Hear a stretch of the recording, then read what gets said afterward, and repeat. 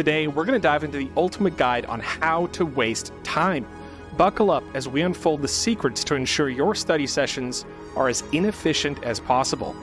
Let's shuffle through these game-changing tactics together and discover the 5 cardinal sins of poker study habits that are guaranteed to prevent you from making progress. Because why aim for improvement when you can master the craft of standing still? Let's dive in.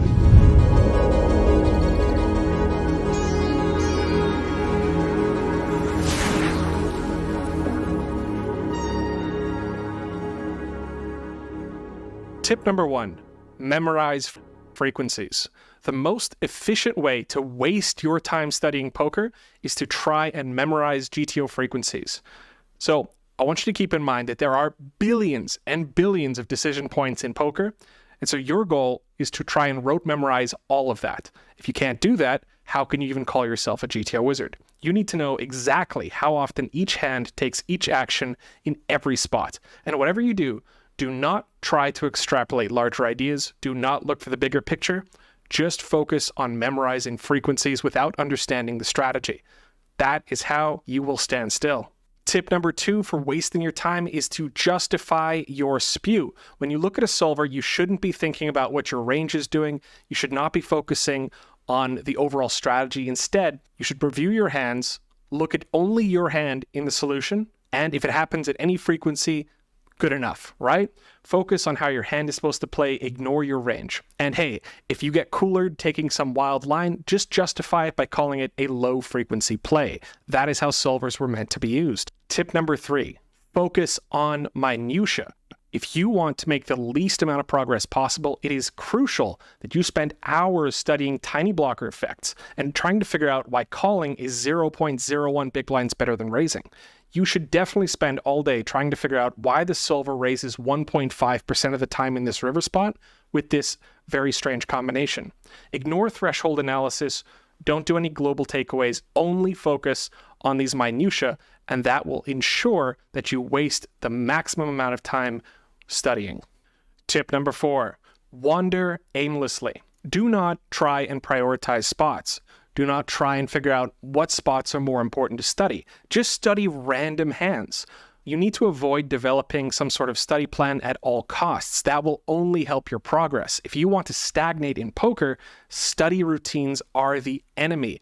Do not let yourself fall in the trap of studying on a regular basis without going crazy. Tip number 5 is confirmation bias.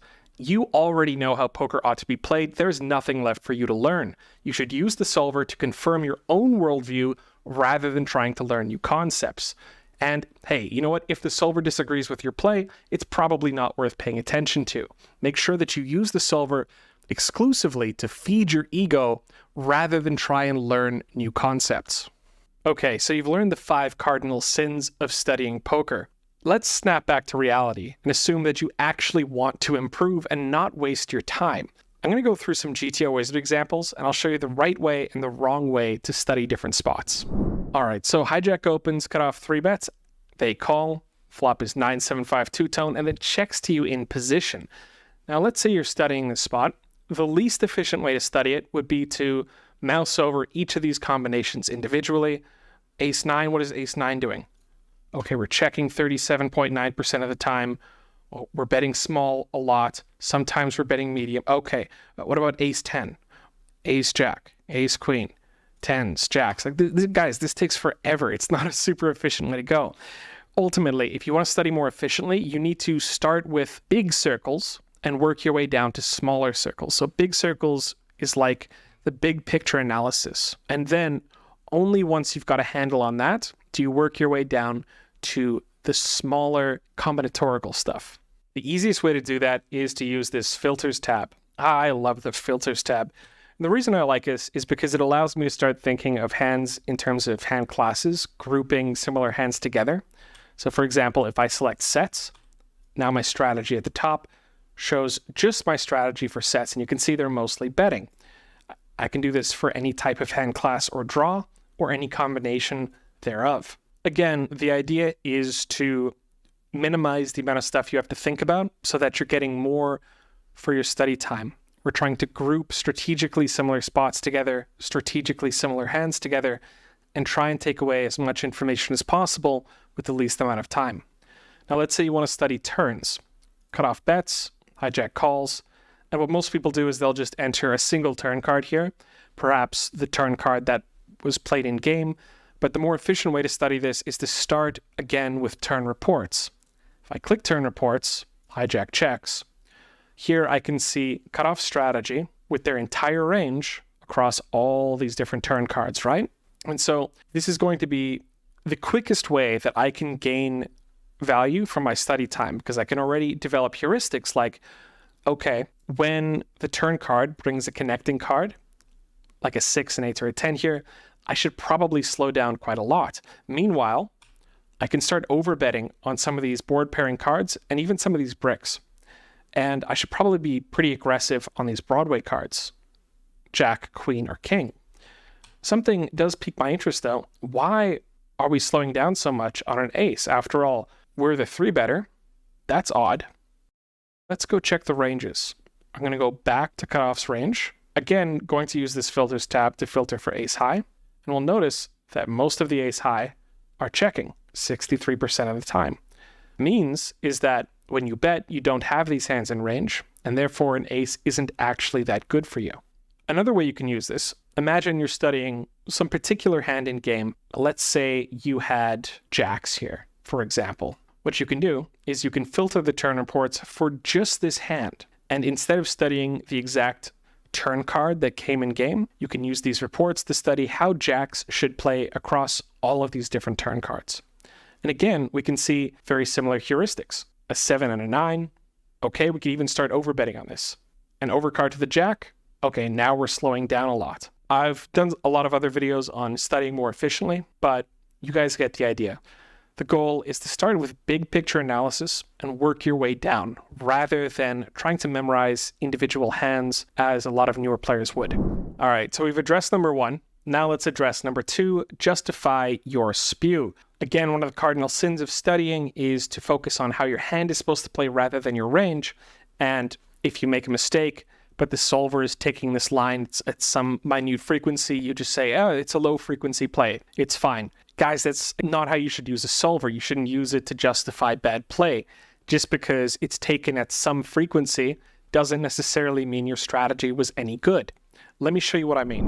All right, let me demonstrate this cardinal sin to you guys. Imagine you're reviewing a hand history, and in this spot, you had ace-3 of spades as the cutoff. You bet 1/3 pot, they call. On the turn, you think to yourself, hey, you know what? I've just hit top pair.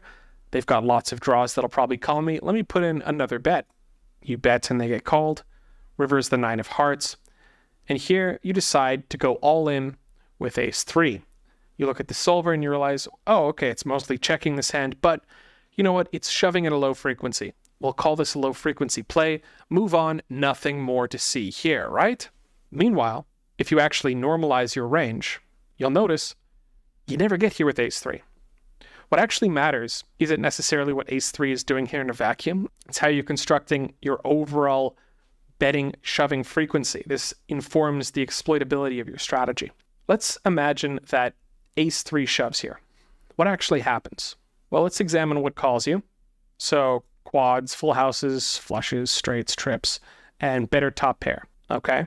So the majority of hands that call you have you beat. So is this really a value bet?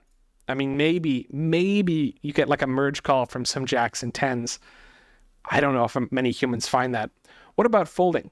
Okay, well, you fold out hands you beat, such as low pairs, and you actually fold out a few better top pairs, interestingly enough. So you were maybe just overplaying your hand, thinking, yeah, it's a value bet.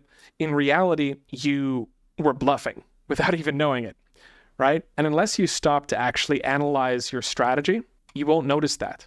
And you'll just continue on playing the same way, overplaying your top pair in these types of spots. The third cardinal sin, focusing on minutia. And I see this all the time in the Discord server, on the public forums. People are not paying attention to what actually matters and spending too much time focusing on what basically comes down to solver noise or inconsequential blocker effects. Returning to our river example, imagine you get here with 6-5 of clubs and you decide to turn your hand into a bluff and shove.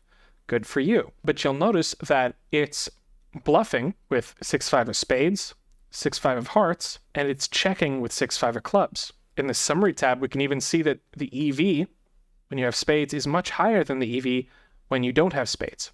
What's going on here? What is this to do with spades? Is this like something important? Guys, I've done more card removal analysis in my life than anyone should do.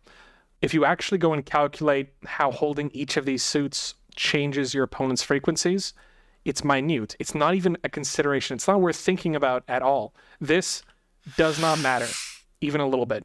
This is not important. Here's a blocker effect that does matter. Let's take a look at King Queen here. In the summary tab, you'll notice that King Queen of diamonds is bluffing.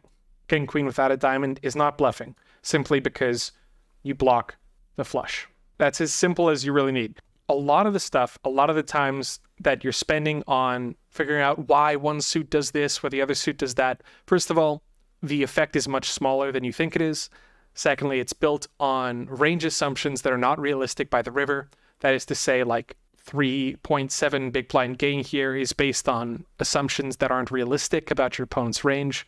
In reality, there's so much more variance to their range that this is just basically goes out the window. Thirdly, it's not important, right? Spending a bunch of time trying to figure out like which combination of 6-5 is the best one to bet or 7-6, it doesn't matter. What matters here is your overall range construction, your value to bluff ratio for this shove. That matters a lot. What doesn't matter is how often you're bluffing or what combinations you're bluffing with this particular hand that you rarely ever get here with. Now, similarly, let's say you shove and you're studying the opponent's response here. And you might ask, well, why is it that ace-5 of spades calls more often than ace-5 of hearts? And again, the answer is it doesn't matter. It doesn't matter at all. I promise you that the card removal effects are so negligible, this isn't even a real consideration. There are no, look, don't get me wrong, there are times where blocker effects are important and have a big impact on your real EV. This is not one of those times at all. The only takeaway when you hold ace-5 here is that your hand is indifferent. That's the only consideration here, right? Your hands, the expected value of calling and folding are both 0. Your hand's right on the line, and you should decide whether or not to call, not based on your suits, but rather based on your opponent's tendencies, if you think they're maybe over-bluffing or under-bluffing in this line. And that's going to be true for basically all of your top pair. They're all indifferent facing this. Again, my advice is to not focus on these minute blocker effects, but rather overall range construction, things like what hand class is appropriate to shove here, right? So when cutoff shoves, they're mostly representing flushes, full houses, and quads for value. They're very rarely representing anything worse than a flush for value.